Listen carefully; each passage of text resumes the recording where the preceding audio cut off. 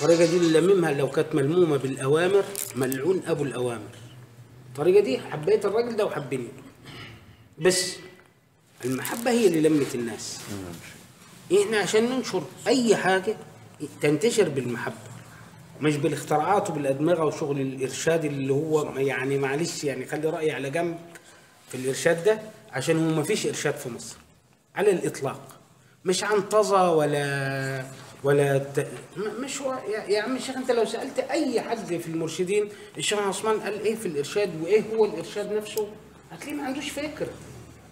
إحنا مشينا في الإرشاد مش غلطة مرشدين، لأن ما فيش حد جه قعد مع لم المرشدين وقال لهم إرشاد يعني إيه؟ تبقى أنت هتجيب عندي الذنب ليه؟ أنا راجل مرشد في بلد، هتجيب عندي الذنب ليه؟ أنت جيت علمتني؟ لا أنت علمتني ولا عايز حد يعلمني. دي مصيبة إيه دي؟ دي الموضوع مش موضوع شريعة بس، الموضوع موضوع إرشاد عموما. إرشاد يعني إيه؟ وإيه هي علاقة المرشد بالمريد؟ وعلاقة المريد بالمرشد إيه؟ ما لازم دي تبقى واضحة، ما سيبهاش أنا لتأويلات ولا لفهم الناس، لأن الدين إرشاد. صح. وقالوا وليا مرشدا، ربنا رزقنا بالولي المرشد. يعني إحنا من ضمن الناس نقدر نقول إحنا عندنا ولاية في الإرشاد. ولاية الإرشاد دي واصلة للمريدين اللي تحت؟ لا. تعال أنت شوف الناس بيتعاملوا مع الشيخ إزاي. لو انت بتقول دلوقتي هو الشيخ ما بيجيش مصر ليه؟ في البلد دي راجل يقدر يحوش الاخوان عن الشيخ؟ لا. يبقى ما يجيش. يجي ليه؟ انت الهجوم اللي حصل على مولانا الشيخ محمد في سيدي ابراهيم ده يرضي حد؟ من بعدها كل سنه سيدي ابراهيم يضيق علينا المساحه في الجامع بتاعه، يضيق علينا وكل يجي العمار ما يحصلش الا في المولد، والعمدان بتاع الصبه ما تتنصبش الا في المولد. لما الجامع يبقى قد كده برهانيه واخدين نسوانهم وعيالهم وحلل المحشي والسردين جوه الجامع، احنا هنضحك على بعض. ده انتوا ولاد الشيخ عثمان اللي بتقولوا احنا اللي هنا واحنا اللي هناك، واخدين نسوانكم وعيالكم بحلل السردين وحلل المحشي. ادي اول حاجه. تاني حاجه لما بعت لكم الشيخ بتاعنا الناس تهجم عليه يطلعوه يحبسوه. الطريقة ايه بقى؟ احنا نضحك على بعض؟ هي فين الطريقة؟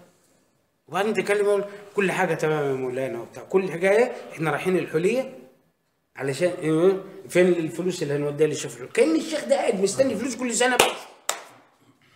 كأن العلاقة اللي بيننا وبين الشيخ ده الفلوس اللي بتروح الحلية. بس في حاجة تاني؟ لا. الشيخ بيجي؟ لا. إيه انتوا بترشدوا الناس ازاي؟ الارشاد هو ايه؟ محدش عارف. وانت يا سعادة اللجنة كله تمام يا فندم، احنا نضحك على بعض. ده ضحك على الدقون. الكلام ده كلام ما ينفعش وما يرضيش ربنا وما يرضيش سيدي ابراهيم، واحنا ما دخلناش طريق سيدي ابراهيم عشان كده. وبعدين انت لا عايز تشتغل ولا عايز صفوه تشتغل، ليه؟ لا اصل كلام بقى من مصدر موثوق. احنا بدأنا نشتغل غيبه ونميمه بدل ما نشتغل ارشاد. يا اخوانا ما تخلونا واضحين، ما حدش عايز يبقى واضح. طب تعمل ايه؟ تقول الحق ورزقك على الله. صح. انا كرشوني كم مره من الطريقه دي؟ 6 مرات. بس خليها ال7 يعني، خليها ال7. ايه اللي هيحصل يعني؟ انما الحق لازم يمشي. والحق حاجتين اتنين لا ثالث له في الطريقه دي. ان الشيخ محمد هو شيخ الطريقه لوحده. الثانيه ان الارشاد هو ايه؟ بس طريقه انتصر، هو اساس الطريق الارشاد. انما احنا يبقى فينا اللي يقول لا الشيخ محمد، لا مش الشيخ محمد، والشيخ يقول في الخطاب بتاع سلفه يا اخواننا تعبلوا لجان وتمشي له وتوحيد القبله وكاتب بين قوسين الشيخ. حد عمل حاجه ومشي ما حصلش. ولما انا ببقى امشي يقول لك لا اصل صفوت ماشي، اصل الشيخ زعلان مني. انت مالك انت؟ انا زعلان من ربنا ذاته، زعلان من السلسله كلها، انا حر. لا كرجوني يكرجون وانا زعلان في باطلي. هو الموضوع اللي بينا ايه؟ محبه. الطريقه اللي ما فيهاش محبه مش طريقه، ملهاش لازم. المرشد اللي راكب على راسي غصب عني مش عايزه. المرشد ده لازم يكون اكتر واحد بحبه، وانا ادور اداديه ازاي. ليه؟ لان هو ابن سيدي ابراهيم وانا خدام ابن سيدي ابراهيم. انما احنا ثلاث ارباع المرشدين اللي عندنا خدامك يا مولانا، وما تعمل حاجه انت بتعمل كده ليه؟ طب وفي خدام برضه بيقول انت بتعمل كده ليه؟ مفيش خدام بيعمل كده يا اخوانا. احنا ما احنا مش عايزين نضحك على نفسنا يا اخوانا، احنا عايزين الطريقه تمشي.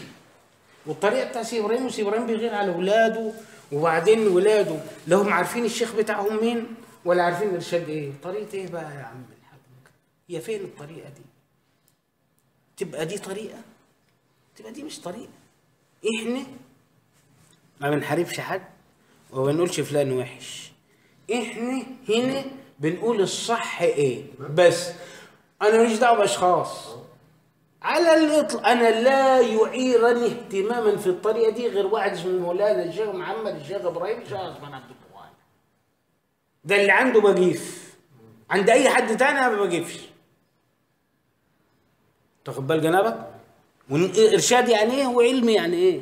الطريقه دي سيدي ابراهيم مش ورثه سيدنا علي، مش مولانا الشيخ عثمان ده يكذبني ان كنت بكذب. مش قال واني ظل نور من علي؟ سيدنا علي كان عنده ايه؟ علم. ولا حاجه ثانيه؟ علم. مش علم؟ مين اللي حارب سيدنا علي؟ خوارج. ولاده ولا حد ثاني؟ مش اخوانه؟ الخوارج كانوا تلامذته. مش الخوارج تلامذته؟ مش هم دول اللي حاربوه؟ مش هو ده الحاصل؟ ما هي دي المصيبه. سيدنا ابو بكر حارب مرتدين. ها؟ سيدنا عمر راح عمل فتوحات بره في الفرس والروم. سيدنا عثمان كمل في الفرس والروم. الجهاد اللي عمل سيدنا علي عمل جهاد في الخوارج. احنا مش عايزين ندي فرصه الخوارج دول اللي هم بيقولوا يعني ان مولانا الشيخ محمد ده فيه كلام، ده خوارج. او يلخبط نظام الارشاد بتاع الطريقه، ده خوارج. كله الا الحاجتين دول. كله الا الحاجتين دول. ولما الحاجتين دول يجوا من ناس راكبين فوق، انا لا بيهمني اللي فوق ولا بيهمني اللي تحت. انا كان همني جمال السنهوري. ما مولانا الشيخ ابراهيم قال لي انت مالك وماله، انت مش عارف انه يقدر يموتك يا اخي ده صاحب الوقت اهو بيقول لي ان ده يقدر يموتك. مش تتلم بقى؟ خاف. مش تخاف؟ قلت له موتني تبقى بقى فوضى. قال لي يعني، قلت له بقى يبقى ملهاش بقى حد فوق. اما هو ده يقدر يموتني تبقى فوضى. قال لي يعني، قلت له انا عارف يعني ايه. فالعمليه مش عمليه تتخانق مع، انت بتتخانق انت محمود في ايه؟ في الله ولا في غيره؟ الله سبحانه. لو في الله خالصين، لو ما في الله خاف بقى واقعد بقى اسمع، خاف من كلام الناس وخاف من انما شوف اللي بيخاف ما يتكلمش، يفتحش بقه، واللي بيفتح بقه ما بيخافش. صح. وبعدين الطريقه مدام فيها ظهر، واخد بالك؟ ما تخافش. بس اهم حاجه احنا ما نتكلمش بالباطل وما نفتحش صدرنا عفياج على الناس، انما الا بحق. يوم ما صاحبك يرجع للحق تشيل شباشبه فوق راسك. انت واخد بالك؟ ايوه. فهي دي القضيه الاساسيه، ان احنا عايزين، انا شغال يا سلام والسودانيين مبسوطين خالص وامشي اعمل عوام. العوام في الشارع في ولاد الطرق الثانيه حفظوا الدروس بتاعتي وبقوا يكتبوها وبيمشوا يدرسوا دلوقتي، والبرهانيه هنا مش عارفين. ولاد الطرق الثانيه كانوا ايه؟ والله الخيمه مليانه 10,000 15,000، وكل واحد قاعد يا بالتسجيل بتاعه يا بالورقه والقلم. طلبه الجامعات قاعدين بالورقه والقلم. في السودان. ايوه. دلوقتي ما شاء الله كانت خيمه وحيده كنت بدي فيها الدرس، الكلام ده من 17 سنه. دلوقتي خيم الطرق الناس فيها مدرسين من ناس الطرق دول اللي هم واخدين النقط دي وقاعدين بيتكلموا فيها هي. الناس اللي بره اتعلموا منا، واحنا هنا اما تيجي يقول لك لا اصل مصدر موثوق به، معلش يا مولانا لحسن اصل الشيخ زعلان. ايه العكس؟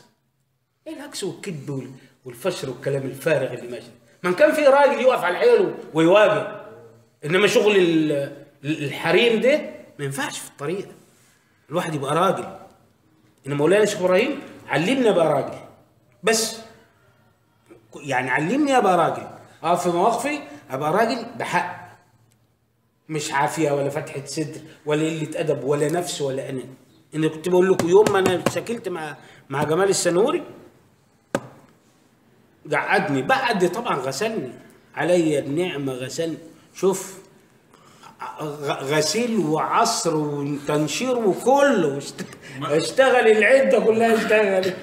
بعدين في الاخر قال لي اسمع، قلت له يا مولانا، قال لي بصباعه كده وعمل لي على صدري كده هنا في الحته دي، قال لي كده اعمل مربع هنا كده اكتب فيه نمره 1 ان جاءكم فاسق بنبأ فتبينوا، ودي اللي انطرد بها جمال السنوري. نمره 2 حب الرياسة للسلوك مناقض، ودي اللي انطرد بها عقيل مصر. نمرة 3 أهم حاجة عندنا تحب أهل البيت. 3 حاجات دول أنا ما نساهمش، وبشاكل في ال3 حاجات دول، بس لغاية ما أموت هفضل برضه فيها العفريت دي، مش اللي فيه حرقص ينطط ويرقص على رأي السودانيين. فاحنا يا اخواننا احنا هنا بنقول قال الله وقال النبي، الشيخ عثمان قال في علومه كده، عشان اللي انا بسمعه في الدروس بتاع المرشدين في البلد هنا حاجه لا تسر عدو ولا حبيب. حتى لما يبعتوا واحد من الناس اللي بيدرسوا ويمشي يروح هنا ولا بتاع، ولا تدريس ايه يا راجل، فيه فضيحه اكتر من مولد سيدي ابراهيم الدسوقي، ان الخيمه بتاعتنا بتاعت البرهانيه صلاه الجمعه واتقوا الله ومسجد سيدي ابراهيم الشيخ الجامع اللي مش ابن طريقه بيتكلم عن كرامات الشيخ عثمان عبد البرهان، دي مش فضيحه؟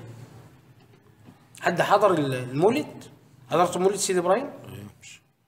حضرت في الخيمه ولا في الجامع؟ الخيمه مش قال ايه؟ اتقوا الله والتقوى. ابو مسلم انهطل على اخر الزمن، ما بقاش راجل، واروح الاقي شيخ الجامع يقول كرامات الشيخ عثمان، واذكر انه في عام 80 قد اتى الينا 40 المانيا مش عارف ايه اسلموا على يد الشيخ عثمان عبد البرهاني شيخ ايه الفضيحه دي؟ انت ابن الشيخ ده خايف تتكلم في وسط اولاده عن كرامات سيدي ابراهيم وكرامات الشيخ عثمان، وجاي تكلمهم عن التقوى؟ وشيخ الجامع بتاع الاوقاف اللي ممكن يرفدوه يتكلم عن كرامات الشيخ عثمان، مش كرامات سيدي ابراهيم، كرامات الشيخ عثمان عبده، وجاي تقول لي الطريقه فيها ارشاد صح وفيها ناس بتوع دروس صح؟ يا اخي غوروا كلهم. الشيخ قال والا فالطريقه في سماء لها ارض سواكم. بيخاف الشيخ عثمان عبده؟ لا، ما بيخافش. اللي يخاف يبقى مش ابن الشيخ عثمان عبده.